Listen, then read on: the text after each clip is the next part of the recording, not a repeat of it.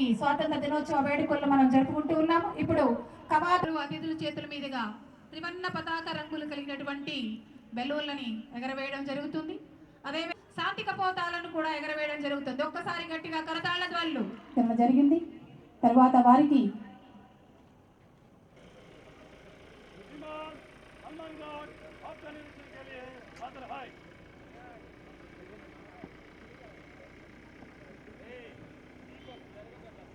Deputy superintendent గారి నేతృత్వంలో అద్భుతమైన క్రమశిక్షణతో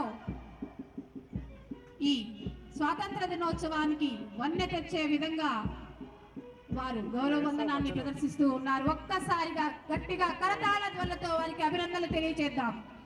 గట్టిగా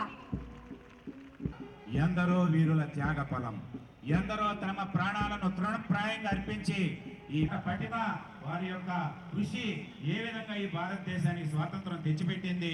ఈ రోజు రాష్ట్ర ప్రభుత్వం నుండి సేవా పథకం మరియు ఉత్తమ సేవా పథకం గ్రహీత అయిన అంటున్నాం.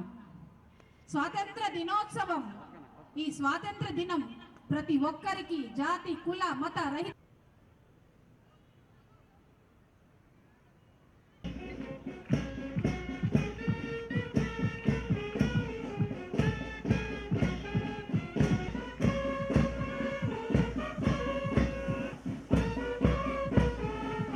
పనులు ఏపీఐఎల్ఐపి జైకా కింద 2024-25 సంవత్సరంలో 467 పనులు టీఎంసీల నీటిని సరఫరా చేయడం జరిగింది.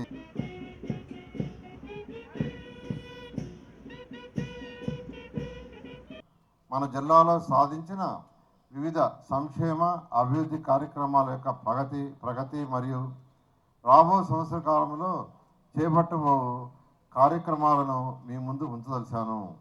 నైరుతి ఋతుపవనాల వలన ఇప్పటి వరకు సాధారణ వర్షపాతం కంటే 33% తక్కువగా వర్షపాతం నమోదైంది.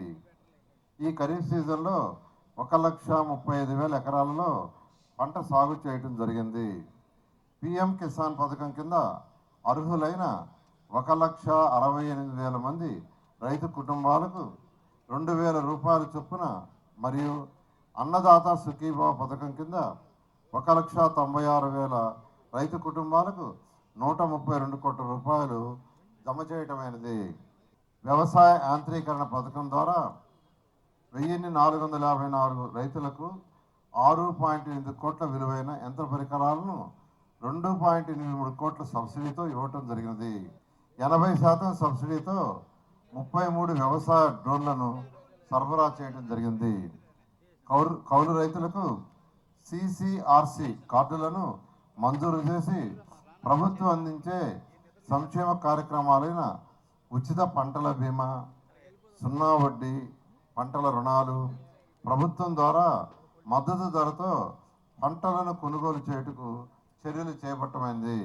మన జిల్లాలో ఉద్యాన పంటల అభివృద్ధికి రాష్ట్రీయ కృషి వికాస్ యోజన మరియు national mission for edible oil farm పథకం కింద 7,62,00,000 రూపాయల రాయితీని 3,685 మంది రైతుల ఖాతాల్లో జమ చేయటమైనది. సహకార శాఖ కేంద్ర ప్రభుత్వ వ్యవసాయ నిధి కింద జిల్లాలో 25 ప్రాథమిక వ్యవసాయ సహకార సంఘాల పరిధిలో 44 బహుళ ప్రయోజన సౌకర్య గోదాములు మంజూరు కాగా 43 గోదాములు నిర్మాణం పూర్తి కాబడి సంఘాలకు అప్పగించడమైనది. ప్రాథమిక వ్యవసాయ సహకార సంఘాల ద్వారా రైతులకు ఎరువులు సరఫరా చేయడం, 76 కొనుగోలు కేంద్రాల ద్వారా వారి ధాన్యం సేకరించుట మరియు పెట్రోల్ బంకులు, జనరిక్ మందులు కేంద్రాలు మరియు కామన్ సర్వీస్ సెంటర్ల ద్వారా ప్రజలకు సేవలు అందించడం జరుగుతున్నది. బిందు మరియు తుంపర్ల సేద్యం ఈ సంవత్సరంలో 14,820 ఎకరాలలో బిందు మరియు తుంపర సేద్య పరికరాలను అమర్చుటకు నిర్ణయించబడినది. బిందు మరియు తుంపర్ల సేద్య పరికరాలు అమర్చుకున్నట్టుకు రైతులు తమ రైతు సేవా కేంద్రాల ద్వారా రిజిస్ట్రేషన్ చేసుకున్నట్టుకు వీలు కల్పించడమైనది.